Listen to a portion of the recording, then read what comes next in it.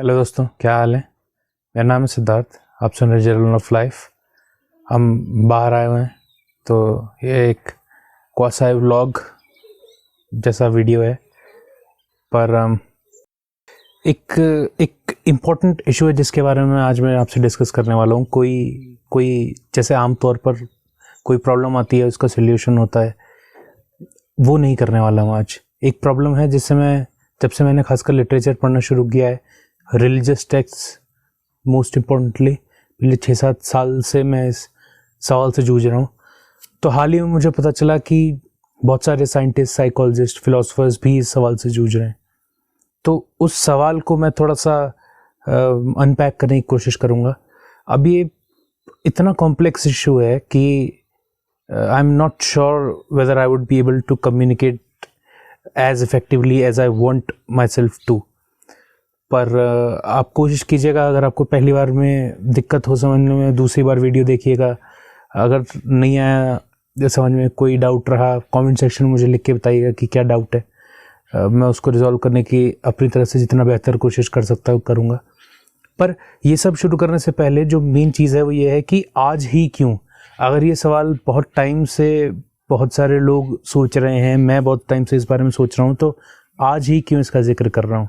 वो इसलिए क्योंकि कुछ दिनों पहले मेरे पास एक सवाल आया था और उस सवाल का मैंने उस इंसान को जवाब दिया नहीं। वो सवाल ये था कि भैया, मैं भागवत गीता पढ़ रहा था, तो 2 सवाल है मेरे। पहला तो ये है कि इसका इंटरप्रिटेशन कैसे करें, खुद से कैसे करें, क्योंकि इसमें तो बहुत सारे रूपकों का, मेटाफोर्स का, कंडेंस्ड मेटाफोर्स का यूज़ है और छुपे हुए अर्थ हैं इसमें।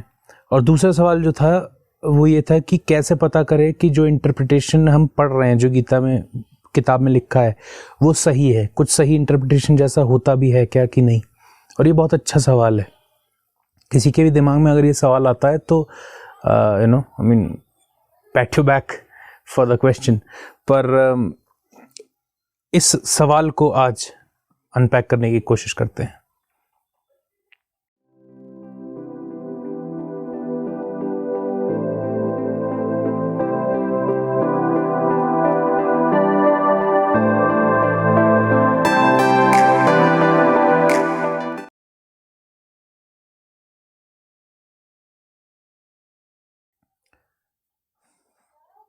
अब अगर आप ट्रेडिशनल फिलोसफिकल तरीके से इसको देखें ना, तो इसको बुलाया जाता है the is ought problem. It was given by a Scottish philosopher name David Hume. Enlightenment thinker थे, बहुत प्रख्यात भी हैं। तो इसको इजॉट प्रॉब्लम भी बोला जाता है और ह्यूम्स गिलोटिन भी बोला जाता है। वो दोनों बात ऑलमोस्ट सेम ही है।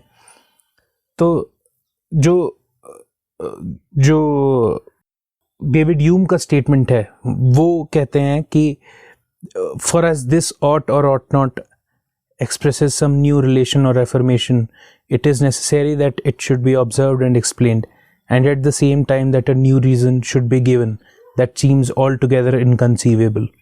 How this new relation can be a deduction to others which are entirely different from it.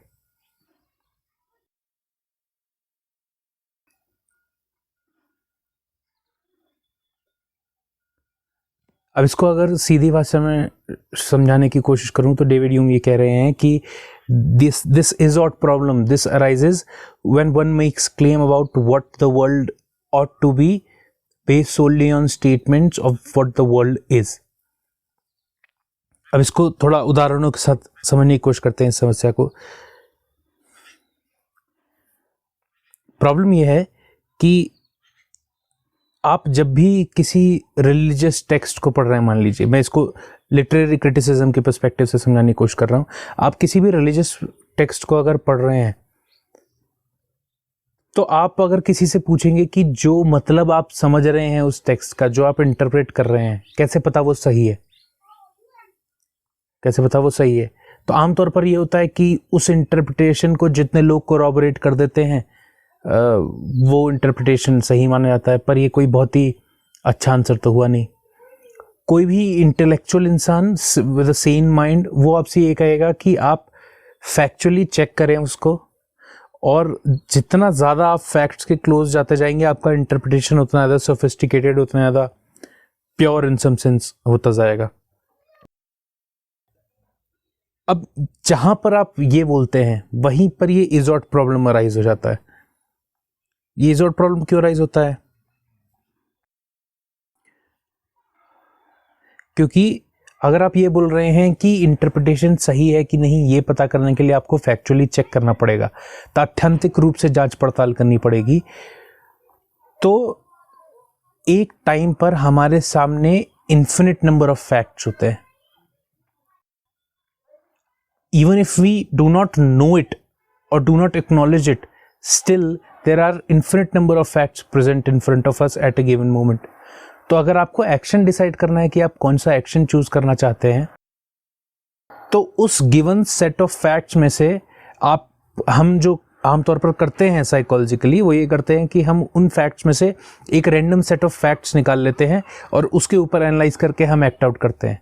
अब इस फिनोमिना का एक सर्वाइवल स्टैंड पॉइंट से यूटिलिटी है, क्योंकि अगर आपको एक्ट करना है तो आप infinite number of facts, infinite number of variables को एनालाइज नहीं कर सकते ना, क्योंकि उसी में सारा समय निकल जाएगा। आप एक्ट कैसे करोगे? It is practically not possible. तो इसीलिए हम करते क्या हैं कि हम इन्फिनिट नंबर ऑफ फैक्ट्स में से कुछ फैक्ट्स को रैंडमली सेलेक्ट करते हैं और उसके बाद उस पर एनालिसिस करते हैं। अब अगर इन्फिनिट नंबर ऑफ फैक्ट्स में से जो सेट हमने सेलेक्ट किया है फैक्ट्स का वो बदल गया, तो हमारा इंटरप्रिटेशन भी बदल जाएगा। तो इसीलिए इसे ह्यूम्स गिलोटिन कहा जाता है। ह्यूम्स गिलोटिन क्यों कहा जाता है? क्योंकि जैसा डायग्राम में दिखाएंगे, आपके पास कुछ स्टेटमेंट्स हैं जो आपको बताते हैं व्हाट इज, उसके बाद एक गैप है और उसके बाद वो इन्फ्रेंसेस हैं जो आप ऑब्जर्व करते हैं based on the given facts और बेस्ड ऑन व्हाट इज। तो फिर आपका आता है व्हाट ऑट टू बी। पर ये जो बीच में गैप है इंटरप्रिटेशन का, ये गैप एक डाउनफॉल के जैसा बन जाता है, जिसे फिर गिलोटिन की तरह दिखता है वो, इसलिए इसे ह्यूम्स गिलोटिन कहा जाता है। तो ये दिक्कत तो हमेशा लगी ही रहती है। आप कभी सर्टेनिटी से ये नहीं कह पाएंगे कि आपका इंटरप्रिटेशन बेस्ट है या सबसे अच्छा है, क्योंकि ये इन सम सेंस हमारी एग्जिस्टेंस के साथ जुड़ी हुई प्रॉब्लम है।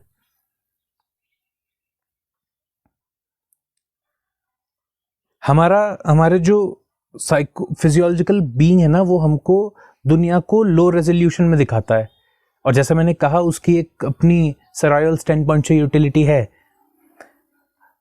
अब आप उदाहरण अगर समझे तो आप ऐसे समझ लीजिए कि जो लोग फोटोशॉप चलाते होंगे, आप फोटोशॉप देख रहे हैं, एक इमेज देख रहे हैं, मान लीजिए उसमें दो लोग हैं, आप दूर से देख रहे हैं, अगर आप दूर से देख रहे हैं उसको, बहुत ज़्यादा फैक्ट्स के करीब जाके नहीं देख रहे, तो आपको दो इमेज दिख रहे हैं, दो लोग दिख रहे हैं उस इमेज में, और आप उनकी बाउंड्रीज डिफाइंड है आपके लिए, और आप उसको एडिट कर सकते हैं आसानी से। It's not a big thing, it's not a very difficult task. पर अगर आप जूम इन करना शुरू करते हैं तो वो जो दो लोग हैं, जो बैकग्राउंड है, जो इन्फिनिट नंबर ऑफ वेरिएबल्स हैं उस इमेज में, जो आपको पहले नहीं दिख रहे थे, अब वो सारे दिखने शुरू हो जाते हैं। फिर आपको पता चलता है इतनी सारी चीजें हो गई हैं कि बाउंड्रीज ब्लर्ड हो गई हैं, बाउंड्रीज मिक्स हो गई हैं। तो फिर अगर आपको एडिटिंग जैसा सिंपल काम भी करना है, मान लीजिए बैकग्राउंड रिमूव करना है, तो आप वो भी नहीं कर पाएंगे। क्यों? क्योंकि इतने छोटे छोटे पिक्सल्स हैं और उनकी बाउंड्रीज आपको पता नहीं है। लैपटॉप में आप फाइल्स ऑर्गेनाइज करना चाहते हो तो आप किस तरीके से करते हैं? किस पैरामीटर पे आप फाइल्स ऑर्गेनाइज करेंगे? Number of words, number of characters, size, topic, importance. अब ये तो तब भी बड़े बड़े कैटेगरीज हो गए। अब आप सोचेंगे नहीं, इन्फिनिट तरीके तो नहीं है ना, गिने जा सकते हैं। पर अगर आप ये देखेंगे कि फोर्थ पैरा में कितने वर्ड्स हैं, फिर फोर्थ पैरा के थर्ड लाइन में कितने वर्ड्स हैं, किन किन फाइलों में वर्ड्स फ्रेंड यूज हुआ है, तो इन्फिनिट तरीके तो हैं ही चीजों को ग्रुप करने के, सेलेक्ट करने के। तो फिर होता क्या है? तो फिर हम वो फैक्ट सेलेक्ट करते हैं जो हमारे लिए इंपॉर्टेंट होता है। और यहां पे ये प्रॉब्लम सबसे ज्यादा राइज होती है कि कैसे सेलेक्ट करते हैं हम। मैं अपने आप को वापस रिपीट कर रहा हूं इस प्रॉब्लम को और ज़्यादा आसान बनाने के लिए। हमारे पास इन्फिनिट नंबर ऑफ फैक्ट्स हैं, हम उन सारे फैक्ट्स को एनालाइज नहीं कर सकते क्योंकि सारे फैक्ट्स को एनालाइज करना प्रैक्टिकली पॉसिबल नहीं है. So without an ethical framework behind an overarching and all encompassing ethical framework, we can not decide on which facts to choose to form an action, and we cannot perform an action without choosing a random set of facts of the infinite available facts. तो हमें एक ethical framework तो चाहिए ही होगा, बिना उसके हम नहीं select कर सकते number of facts. तो ये तो है समस्या. अब इसको पिछले सेंचुरी के लिटरेरी ट्रेडिशन में जिन्होंने एकदम they hit the nail on the head, जिन्होंने बहुत अच्छे से पॉइंट आउट किया है, वो थे पोस्टमॉडर्निस्ट्स. तो पोस्टमॉडर्निस्ट्स का जो सेंट्रल क्लेम है वो ये है कि there are infinite number of interpretations possible of this world, which is absolutely true and there should be given credit for that. But when the postmodernists took a hard left turn, then this became dangerous. क्योंकि आप अगर उनसे पूछेंगे कि सही बात है कि infinite number of interpretations possible हैं, और सिर्फ लिटरेचर के ही नहीं, किसी पेंटिंग के, किसी आर्ट के, मूवीज के, वर्ल्ड में किसी भी चीज के, तो infinite number of interpretations actually possible हैं. आप उनसे पूछेंगे कैसे सेलेक्ट करते हैं हम, तो वो इसका जवाब देते हैं विल टू पावर. ये प्रॉब्लमेटिक है. अब ये प्रॉब्लमेटिक क्यों है ये भी समझना मुश्किल है, पर कोशिश करता हूं मैं. हमारा जो वर्ल्ड व्यू होता है ना, जो हमारा वर्ल्ड का मॉडल होता है, वो हम वर्ल्ड में जो अवेलेबल है उसको इंटरप्रेट करके एक मॉडल बनाते हैं, फिर मोटर कॉर्टेक्स को इंफॉर्मेशन जाती है और हम उसको एक्ट आउट करते हैं. तो इसका मतलब जो हमारे एक्शंस हैं वो रिप्रेजेंटेशन है हमारे वर्ल्ड मॉडल का. अब अगर हमारा mechanism to interpret and perceive वो ही governed by will to power है, तो इसका मतलब हमारे एक्शंस भी सारे governed by will to power होंगे. अब अगर आप पोस्टमॉडर्निस्ट्स का ये जो क्लेम है इसको एनालाइज करना चाहते हैं, तो मान लीजिए कि ये सही बोल रहे हैं. मान लीजिए हम सच में ही जो मैकेनिज्म है जिसके थ्रू हम चीजों को इंटरप्रेट करते हैं वो विल टू पावर से गवर्न होता है, तो इसका मतलब हमारे सारे एक्शंस भी विल टू पावर से गवर्न हो रहे होंगे. अब क्या ये फीजिबल है? क्या ये पॉसिबल है? क्या आप अपने दोस्तों को डोमिनेट करके रखते हैं? क्या वो दोस्ती चलेगी फिर? क्या आप अपने लाइफ पार्टनर को डोमिनेट करके रखते हैं? क्या आप बच्चे इसलिए पैदा करते हैं ताकि आप उनको डोमिनेट कर पाएं? और मैं नहीं कह रहा हूं कि कुछ करप्ट कॉर्नर्स ऑफ सोसाइटी में ऐसा नहीं होता है, ऐसा होता है, मैं मान रहा हूं, पर हर जगह तो नहीं होता ना. और हर जगह नहीं होता तो इसका मतलब हर इंसान का मैकेनिज्म विल टू पावर से गवर्न नहीं होता. तो इसीलिए ये जो क्लेम है ये मुझे काफ़ी हार्मफुल लगता है, क्योंकि हमारी बहुत सारी सोशल हायरार्कीज हैं जो कोऑपरेशन और म्यूचुअल बेनिफिटमेंट पर चलती हैं.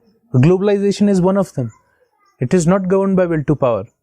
अब उसमें कुछ कुछ कॉर्नर्स हैं, नॉर्थ कोरिया भी है, गल्फ कंट्रीज का जो ऑयल के लिए एक्सप्लॉयटेशन किया जाता है वो भी है, पर पूरे वर्ल्ड में तो ऐसा नहीं चल रहा ना.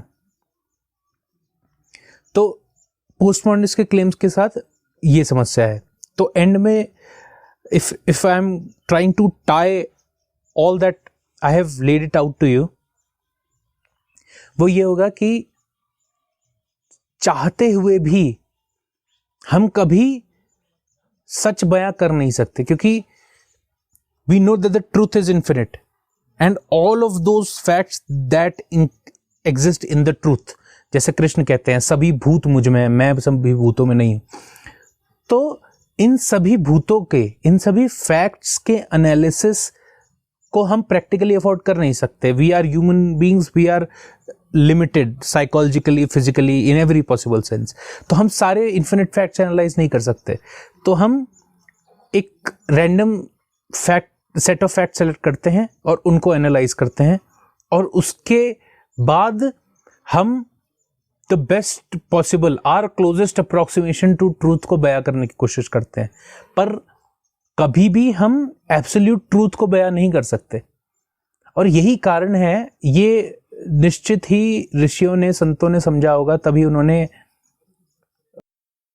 सत्य को कभी अप्रमेय कहते हैं, कभी कहते हैं कि उसके बारे में कुछ बोला नहीं जा सकता, उसका बयान नहीं किया जा सकता, उसके बारे में बोलना भी गलत होगा। In fact Franz Kafka, very popular writer, अगर आप लोगों ने उनकी किताबें पढ़ी हो तो इसको काफ्कास पैराडॉक्स भी कहा जाता है। उन्होंने आर्ट के रिलेशन में कहा था, मैं लिटरेरी क्रिटिसिज्म के बारे में बात कर रहा हूँ, पर उनका स्टेटमेंट बड़ा अच्छा था। काफ्का का जो पैराडॉक्स है वो मैं आपको पढ़ के सुनाता हूँ। काफ्का कहते हैं, art depends on truth, but truth being indivisible can not know itself. To tell the truth is to lie. क्योंकि ट्रूथ इन्फिनिट है और अखंड है, उसके खंड नहीं किए जा सकते। तो किसी और चीज को एक्सपीरियंस करने के लिए आपसे अलग एक एंटिटी होनी चाहिए ना। तो ट्रूथ से अलग क्योंकि कुछ है नहीं, तो वो एक्सपीरियंस कैसे करेगा? It is indivisible. तो इसलिए we being the truth, we can not actually speak the truth. So an attempt to speak the truth is a lie itself by definition. Yeah. So he says, thus the writer is the truth, and yet when he speaks, he lies. The writer himself is the truth, right? वो अनंत सागर की लहर ही तो है, हम तो लहर सागर से अलग तो नहीं होती ना. तो we being the truth, we cannot actually speak the truth. अब आप ये कह लें कि ये ह्यूमन एग्जिस्टेंस का लिमिटेशन है, और इसी को डेविड ह्यूम रिप्रेजेंट कर रहे हैं, इसी को कई सारे लोग समझाने की कोशिश कर रहे हैं.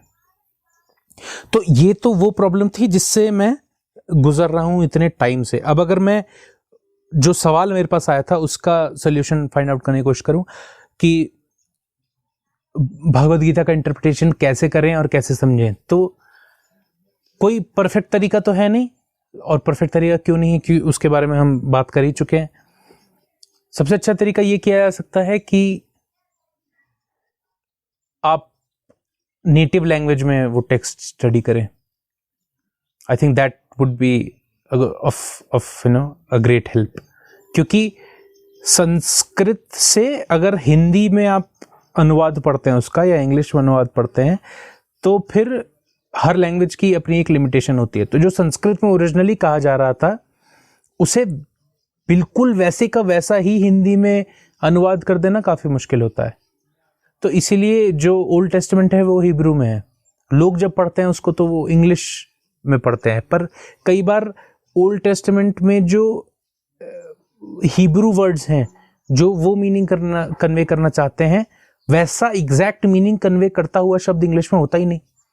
ऐसे ही संस्कृत में कुछ शब्द है वैसा ही मतलब कन्वे करता हुआ शब्द हिंदी में होता नहीं या इंग्लिश में होता नहीं. तो ये दिक्कत हो जाती है. तो पहला my advice to you would be, first try and read it in the native language. उसके बाद फिर कुछ इंटरप्रिटेशंस हैं जो more viable than the other हैं इन सम सेंस, तो उनको पढ़ा जा सकता है. But I mean it is possible, but it is highly unlikely कि आप खुद से पढ़ के उसका सही इंटरप्रिटेशन समझ जाएंगे, वट एवर दैट मीन्स, सही इंटरप्रिटेशन, पर हाईली अनलाइकली. तो एक्सटर्नल हेल्प तो हमें चाहिए ही होती है. यहाँ पे गुरु की भी कीमत आ जाती है. पुराने ज़माने में जब शास्त्र पढ़ाए जाते थे तो गुरुकुल में रह के गुरु के साथ पढ़ते थे, तो फिर ये इंटरप्रिटेशन की प्रॉब्लम एक हद तक कम होती थी. पर एग्जैक्ट आंसर तो मेरे पास भी नहीं है, किसी के पास भी नहीं है. अब आप ये कह सकते हैं, अगर भागवत गीता का मैं स्पेसिफिकली बात करूं तो आप ये कह सकते हैं कि क्योंकि जो इब्राहिमिक रिलीजन्स हैं वो एक बुक पर बेस्ड है. हमारी जो सिविलाइजेशन है वो वैदिक सिविलाइजेशन है. तो इन अ सेंस हम भी बुक्स को सेंट्रल रखते हैं, वेदों को सेंट्रल रखते हैं. अब हम ब्रांच आउट हो गए, कई सारे ट्रेडिशंस में बुक्स को सेंट्रल नहीं रखा जाता, पर हम है तो वैदिक सिविलाइजेशन ही. तो आप ये कह सकते हैं कि वेद का जो सबसे मुख्य भाग है वेदांत, जिन्हें आप उपनिषद कहते हैं, अगर भागवत गीता का आपका इंटरप्रिटेशन उससे अग्री कर रहा है तो फिर आपका इंटरप्रिटेशन मोस्ट लाइकली सही है। पर ये भी बहुत सोफिस्टिकेटेड आंसर नहीं है, क्योंकि फिर आप ये कहेंगे कि उपनिषद का इंटरप्रिटेशन कैसे निकालें, ये कैसे पता करें कि उपनिषद का इंटरप्रिटेशन क्या है, तभी तो उससे मैच करेंगे भागवत का इंटरप्रिटेशन। तो वो भी समस्या है। उसके बाद फिर अब आप ये भी कह सकते हैं कि जब इंटरप्रिटेशन फिक्स नहीं, तो आप ये कैसे कह सकते हैं कि वो जो बुक्स है जिस पर पूरी सिविलाइजेशन बेस्ड है, फिर चाहे वो वेस्ट में एब्राहमिक रिलीजन्स की हो या हमारी हो, वो बुक्स भी उतनी मीनिंगफुल हैं जितने कहा जा रहा है। क्या ये सब्जेक्टिव ओपिनियन का केस नहीं हो गया? तो भाई I guess it's an act of faith. इसीलिए फेथ इंपॉर्टेंट है, क्योंकि आप दुनिया में किसी भी सवाल में अगर आप घुसते चले जाए ना, तो एक अंत सीमा आती है, और उस अंत सीमा के बाद आपको बस फेथ ही करना होता है। फेथ का मतलब होता है a believe that comes out of your deepest instincts. It can not necessarily be explained by logic, but there it is. तो वो प्रॉब्लम फिर फेथ से सॉल्व होती है। पर जहाँ तक मैं समझता हूँ कि मतलब अगर एंडिंग स्टेटमेंट, एंडिंग पॉइंट मुझे बोलना हो, तो वो यही है कि ये सब होते हुए भी, ये रियलाइज करते हुए भी कि there are infinite ways of interpreting the world and art and literature and everything, तब भी यूनानिमसली हम अग्री तो करते ही है ना कि कुछ मूवीज डीप हैं, कुछ मूवीज शैलो हैं, कुछ पीस ऑफ आर्ट डीप है, कुछ पीस ऑफ आर्ट शैलो है, कुछ टेक्स्ट डीप हैं, कुछ टेक्स्ट शैलो हैं। तो इसका मतलब कहीं ना कहीं तो हमें पता है ही है ना कि there is a transcendental truth, there is place for grander narratives in the life we operate. और यहाँ पे पोस्ट मॉडर्निस्ट्स मात खा जाते हैं, क्योंकि वो तो ग्रैंडर नैरेटिव्स एक्सेप्ट करते नहीं। एक सेंस में उनकी बात प्रैक्टिकली वर्थ कंसिडरिंग है, पर फिर वही बात है, उसका बेसिस विल टू पावर नहीं है ना। तो यही है। I think the solution to this problem is not psychological. That is why scientists haven't been able to come to a solution. It is essentially spiritual. Faith is a spiritual matter. उस पर test नहीं किया जाता है, क्योंकि faith material causes से नहीं आता ना, बिलीफ मटेरियल कॉजेस से आता है। फेथ तो बस होता है।